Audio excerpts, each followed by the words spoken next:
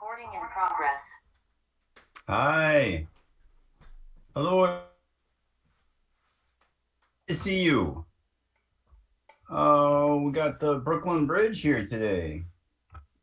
Architectural engineering marvel. One of the great American experiences is to walk on the pedestrian path of the Brooklyn Bridge. I took relatives from Lithuania there and in the good old days where you could look through the cables and the moire patterns and look at the original World Trade Center towers. That is an American experience that cannot be repeated. But John Roebling and Emily Roebling, who finished the project, hooray for the Society of Women Engineering, is there's a plaque for Emily on the bridge. That pedestrian bridge was intentionally made for the people, right, to experience that bridge.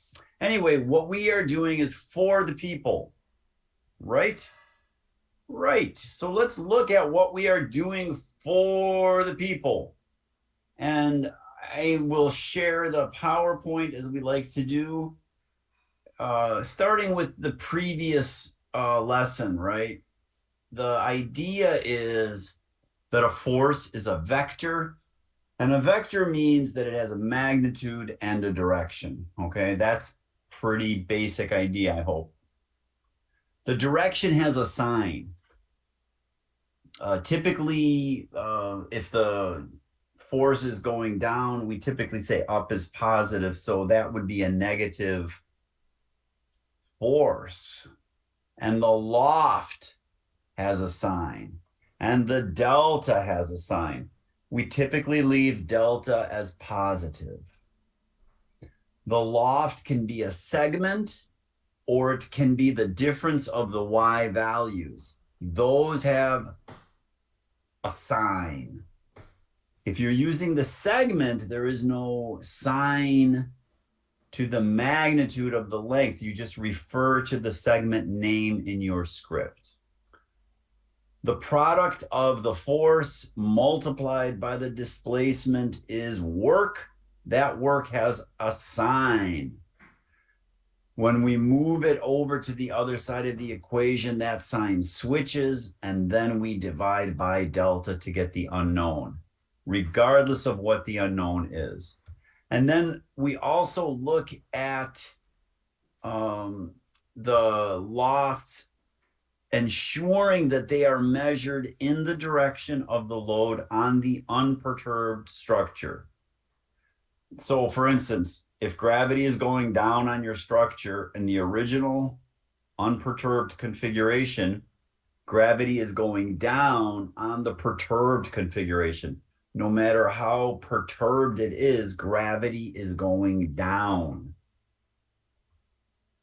Finally, does the answer make sense? If you are a non-technical major, then it's hard to make sense unless you're able to say, well, it can't be that. That's completely impossible. In typically orders of magnitude when we look at numbers. Okay. We also remind ourselves that every element of a structure must be in equilibrium, as the entire structure itself must be in equilibrium. And here we see the National Gallery by Mies van der Rohe, one of the premier architects of the 20th century. The reason why I like this image, and the reason why I think it made it, yeah, it did, to the cover of the book, because the editor liked this image, is that it's a very pristine, understandable, imposing, but not overly imposing piece of architecture with a capital A. What I did was made something very, very humble. I made a so-called portal frame, as the port in Romance languages is a door. You can see that the blue columns and the blue beam create a rectangular space, which could be the space between the columns in Mises' magnificent piece of architecture. Finally, there's a big deal about the tiny little gap at the column tops. I think that would be considered a Misesian detail. We don't have to get into that, but I think the gap is something to remember, that whenever there's a gap, there is no moment transferred between the two elements. So one element can rotate without transferring rotational spin or moment to the other member because of that gap. That's a hinged connection, or an internal hinge or an external hinge. We just call it a hinge. It can transfer force in two directions, but it cannot transfer that spinning effect. So now the question is this. Here I have a very simple portal frame, and there are only 3 reactions. Now, there's a reason why you cannot have 4. And that reason is that this is a 2-dimensional structure. And for it to be completely understood, regardless of the material, regardless of the cross-section of the columns or the beams, irrespective of those things, that I know how the load flows to the support, that is called determinate. And you can only have 3 unknowns in a determinate structure in 2 dimensions. And we are looking at it in 2 dimensions as an elevation. If all of that's really trivial for you, I apologize, but this is a general education course, and I want people to start getting the technical terms correct. An elevation view is perfectly appropriate. I'm looking at Mises' magnificent building, and I'm standing right in front of it. That's an elevation view. And there are 2 reactions on the left and 1 reaction on the right. And I do not know the direction of those reactions. I guessed that they're going up, and I guessed that it's going to the left on the lower left column, but I could be wrong. And then I don't know the magnitudes. That's why they're called unknowns. So let's think about that for a second. Can you calculate any one of those 3 reactions without algebraic statics, without graphic statics? Can you, first of all, intuit the signs? Which way are they going? Intuit the magnitudes if you can. So perhaps pause the video at this point, given the fact that it's 3,000 units of force going down, depending on which country you're living in. That 3,000 could be pounds or it could be kilonewtons.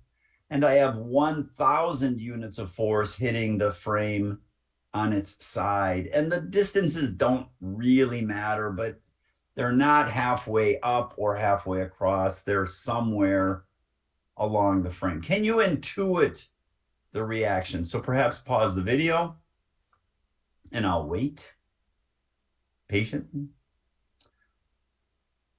I don't know if you got any of the answers, but I hope that after some intuition, the left horizontal reaction must be 1,000. That's the only reaction that is equilibrating the lateral force. So I know that one, absolutely. It's 1,000 going to the left. End of story. Case closed. Boom. The other 2, it's a little trickier, perhaps. The 3,000 going down, well, that would be equally distributed amongst the columns if that was the only load there and if it was centrally placed on the beam. But it's not. It's not centrally placed on the beam, and it's not the only load on the frame. So somewhere in my mind, I start thinking about, well, maybe there's a little more than 1,500 vertically going up on the left and a little less than 1,000 vertically going up on the right. But I want to point out that that condition, what we call that as a shortcut, is either a pinned support or a roller support. And a roller support means that it is not picking up any horizontal load whatsoever. It's not quite like a roller skate. That's not a great image. A frictionless surface is a much better image, which is essentially a roller skate, but it cannot lift up. So it cannot penetrate down below the surface, nor can it lift up. And that's where the roller skate analogy breaks down a little bit. The left support is a pinned support, and that has both a horizontal component and a vertical component. Now the question is, what does the horizontal force do to the verticals, right? And I think the answer would be best done with a prop. Here's a little product placement, right? So if I'm pushing down, if I'm pushing laterally with that 1,000, what's happening to one side of the frame? One side of the frame goes down. So the reaction is saying, stop, go back up. So there's an additional vertical force on the right column. Conversely, the left column wants to go up due to that rotation from the 1,000. And the reaction is saying, no, go down. So there's a net pulling down due to the lateral load. On the left side, you may call that the windward side. And then there's a net gain of compressive reaction on the leeward side, or on the right side of our frame. So I think I said all of that in these slides here. If none of that makes sense, just go back and review the images. I don't know if this image is terrifying or helpful. I hope it's helpful. The idea is that if you wanted the right vertical reaction, there is no horizontal reaction on the right. If you wanted the right vertical reaction, you would perturb it vertically. However, you must respect all other boundary conditions, which there's only two, and that is the two movements have to be zero. The vertical movement and the horizontal movement have to be zero at the bottom of the left column. There is no restriction whatsoever on the rotation of that structure at that point. So I think a rigid polygon is a beautiful image for our perturbed configuration. The outline of that polygon is the perturbed frame. And notice that it does move sideways during that perturbation. The lower right corner does indeed move sideways, but I don't care, because there's no work done by the vertical force moving horizontally. That's like me pushing against the wall, and now work is being done even though I'm sweating profusely. You remember that from the previous lesson. So delta is fairly clear. The unknown, I'm assuming it's going up on the right. So I have unknown times delta plus each force times each loft. Now, the forces are given in this course. You know what the forces are. They are always given to you, these external forces on your structure, such as wind, or such as gravity, or machinery that would be a point load. But where is the loft? The loft is in the direction of the load. So be careful. For the horizontal load, I must calculate the horizontal loft.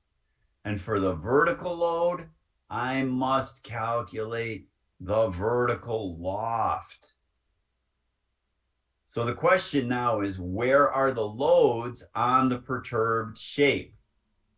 Where are the loads on the perturbed shape? That's the key question. And we will answer this over and over and over again in the same manner. I'd like you to think about it. But before I answer that question, let's ask ourselves, well, let's do something slightly simpler, an inclined beam. Completely analogous to what we just did. I have two supports on the left side and one support, that frictionless surface on the right side. And I have a few loads. In fact, they're the same loads, 3,000 and 1,000. 3,000 going down, 1,000 going horizontally.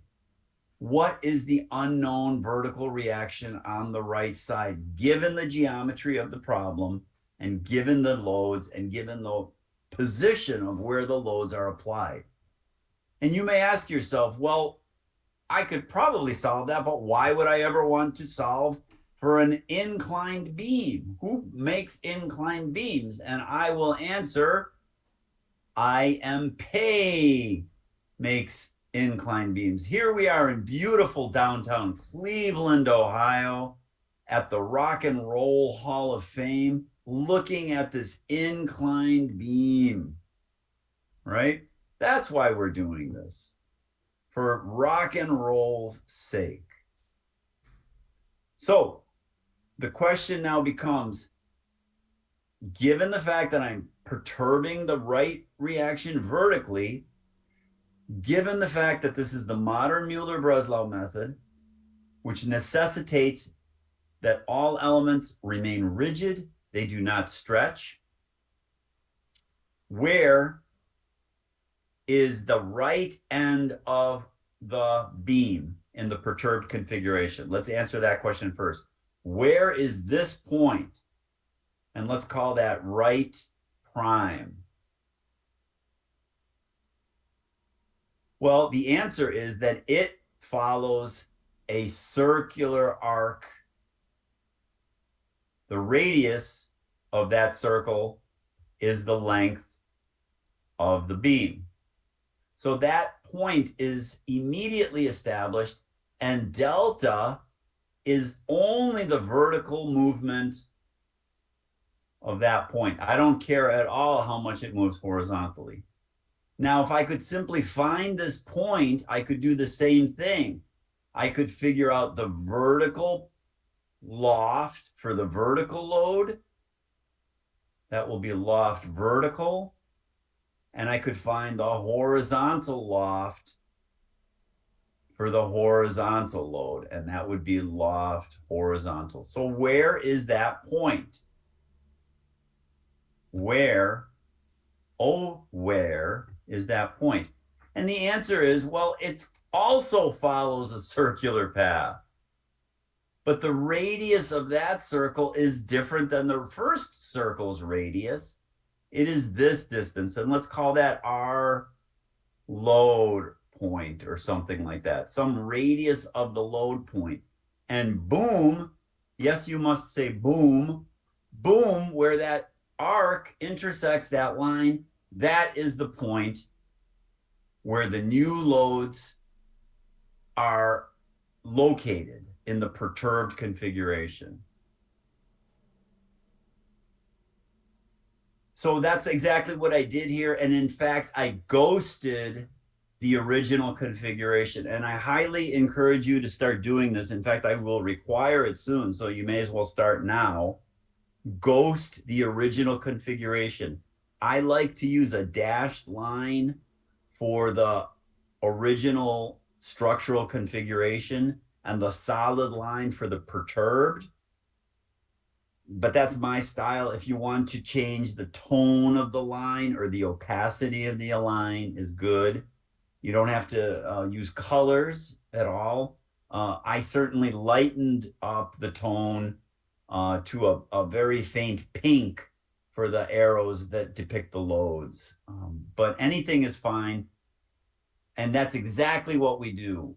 We use these chord lengths. They're actually chord lengths, but it's hard to see it because the chord length coincides with the structure. But chords are your friends. That's the topic of the next lesson. But you could do this by hand just to get an understanding of it, or you could even cut out pieces of cardboard to get an understanding. I think I explained that it's only the loft in the direction of the load that counts. The other movement is inconsequential. So for example, how much vertical movement occurs for the horizontal load is not important. It's only the vertical movement for the vertical load that is important. Hope it makes 100% sense. In this slide, I also say that everything should be remaining parametric. So keep everything off of some parent and it's building up off of that parent. All of the offspring are building up off of that. And you could literally measure the distances by the difference of the y values or the difference of the x values to calculate your lofts. Or you can draw segments as I did here and then just use the name of the segment in your script to capture the length of the segment. Or you could do both, just use different names. So the answer to the question is now, well, what is the loft of the horizontal load on our frame? And the answer is, let's draw a circle centered on the unmoving hinge point, and the radius is the distance that captures where the load was originally. And you don't even have to measure that distance. I will show you how to do this in GeoGebra with circle, center through point. And then find where it intersects the perturbed geometry. What about the vertical load? What about the vertical load? This is the hardest part of the lesson. So what is the radius of that arc for the vertical load? I will have a sip of ice water while you really should pause the video now. What is the radius for the arc that will capture where the new vertical load lands on the perturbed structure?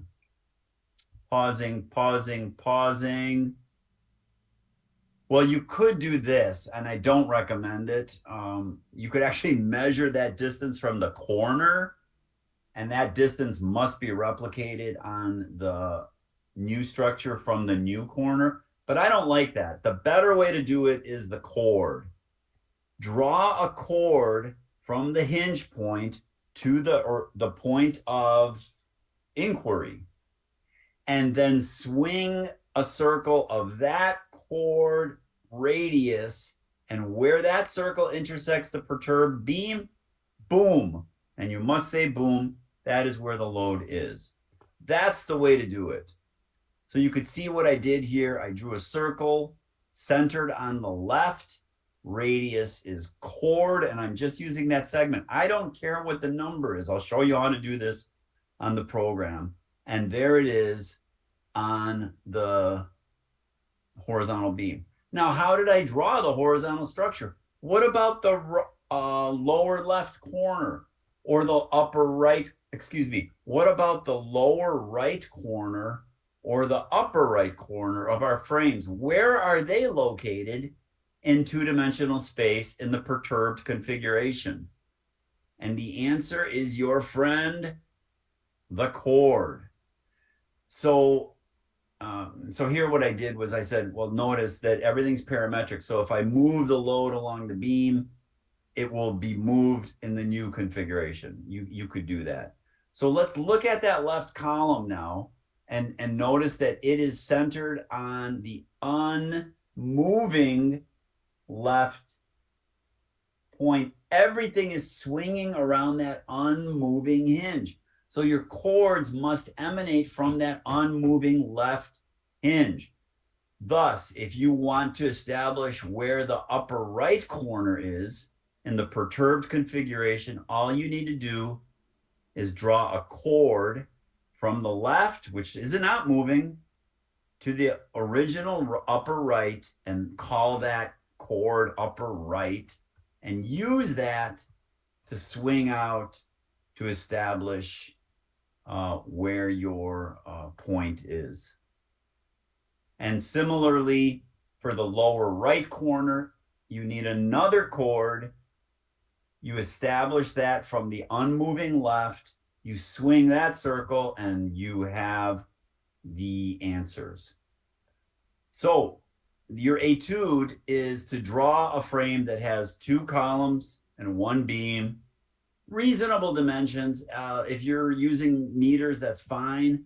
If you're using feet, that's fine. Just keep it reasonable, maybe grand, like Mies did in the National Gallery, but not monstrous and not doghouse size either. Draw the perturbed frame for the vertical left reaction. Draw the perturbed frame for the vertical right reaction. Track where your loads would be on the perturbed configuration. There's no numbers in this etude, simply a drawing. Give me the perturbed configuration accurately. I do say perhaps ghost. Eventually I will require that, but use your own style. Submit a single PDF, no Google Docs, no pages, documents, just a PDF. And now I would like to show you how I did it with GeoGebra, our children's program. So I will share my screen and run through that lesson, fairly quickly. Obviously, the first thing we do is we're only in 2 dimensions. We make our font nice and big. Here I'm using 28 point. And I don't really need to turn on these labels. I find it to be distracting when there's too many. You could simply draw some points and it will snap to the grid of something that you feel is comfortable, perhaps grand. Okay, something like that. Doesn't really matter. Or you could be more controlled. Let me make the, we need to close our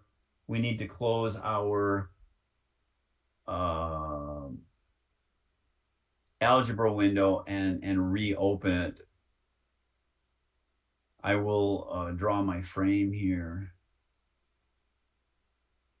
You can control the spacing by saying spacing horizontal. Typically you would use letters. Spacing A, B is 24 units of length. Spacing 1, 2 could be the vertical spacing, could be 10 units of length. Or you could just drop down some points. Anything is fine.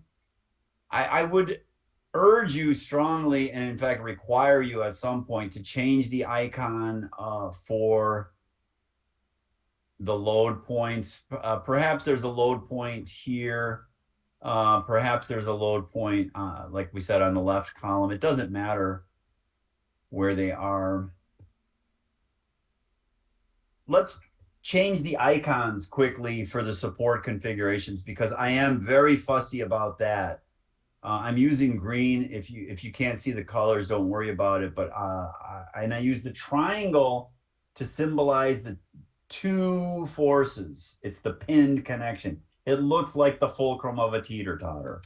The other one is my roller skate that is glued to the surface. Thus, it is a frictionless surface, very expensive connection. Oops, this one is a triangle. Okay. And I have the 2 load points. Let me zoom in so you could see it. Yeah, you could see it. And obviously these load points are glued to the left column and glued to the beam somewhere. And I don't really care where they are. I want to use that circle center through point because I don't want to measure all of these distances. I just want to do this efficiently and quickly. Where is the perturbed upper left corner? It must be on this circle. So I will choose the first one, circle with center through point. There's the center, there's the point. Alternatively, I could have used circle with center and the radius would have been the length of that segment that captures the left column. But the circle center through point is faster. And that point is linked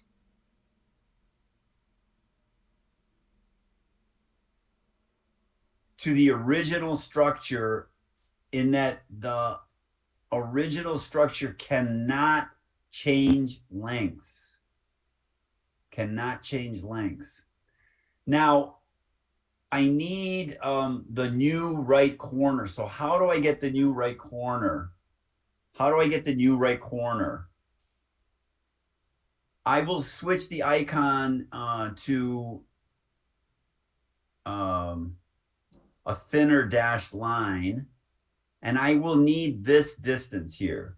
And I will call this chord upper right. Chord upper right. And why do I want to use that? I want to use that to establish the new path in our perturbed configuration.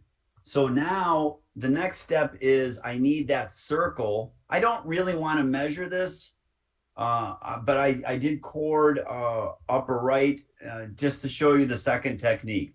So I could do circle with center and radius, and the radius will be chord upper right.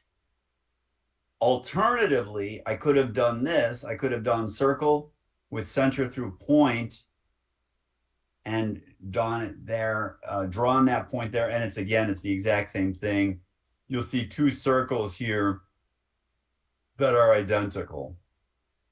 Okay, that one is the same as this one. Let me just get my screen back on here. Now, where is this point out on? I know it's on this circle, right? But where? And there's one more little puzzle here. I could do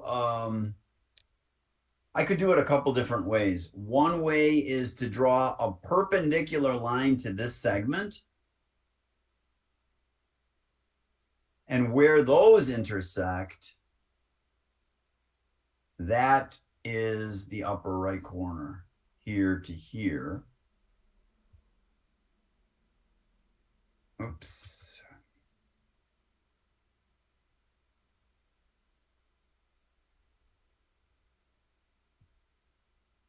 That's pretty sweet. Another way of doing this is testing it. First of all, does it look okay? It looks great to me. Let me hide some of these things because I'm getting a little optical illusion. Another way of doing it would be to draw a circle of radius this. What is that point? That's G. I would probably call that beam. Let's rename that as beam. I could have drawn a circle centered on the new upper left, and the radius is beam. I could have done that, and I get the exact same thing. So the perpendicular line helps establish that that's a 90-degree angle, or so-called right angle. And then finally, another 90-degree line would establish where that point is from the upper right corner. So I'll hide this circle here. I'll draw a perpendicular line, and that height is this, and I guess I should rename this as column perhaps.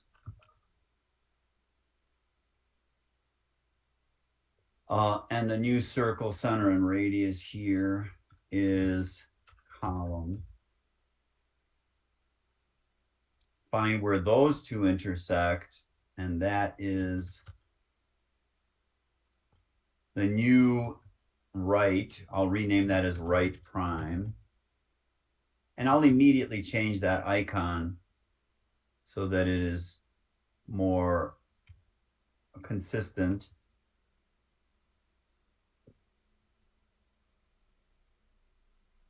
Or I could have drawn a circle here, center through point, and that would go through the lower right point, and you could see that that works.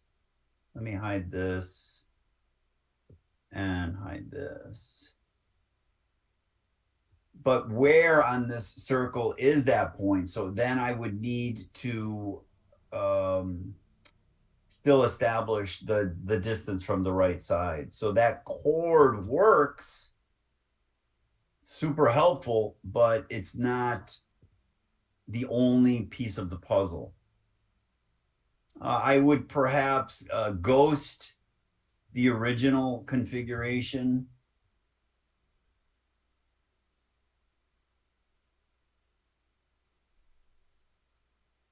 by changing either the color or the style.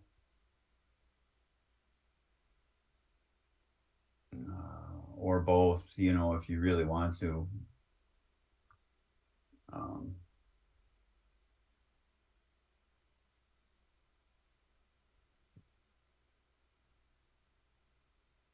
Okay, something like that is fine. Test your program, make sure it works. And for me, testing, my computer science friends always say you got to test your program. That means wiggle it around. Looks great. Now, where are the loads? Well, I don't need those. I could draw the chords, but I'm thinking chords. Circle, center through point establishes that chord. That is the chord. You could also do this. You could draw a segment from here to here and call that chord to load 1, for instance, and you could draw a circle of that radius. Either way is fine. I need this intersection here. Intersect this and that. I think my points are not super clear here.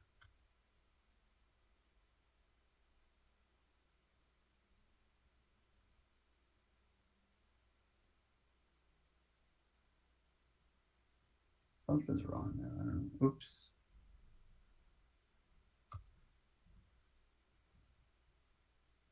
All right, maybe that's, I don't know what that was. This.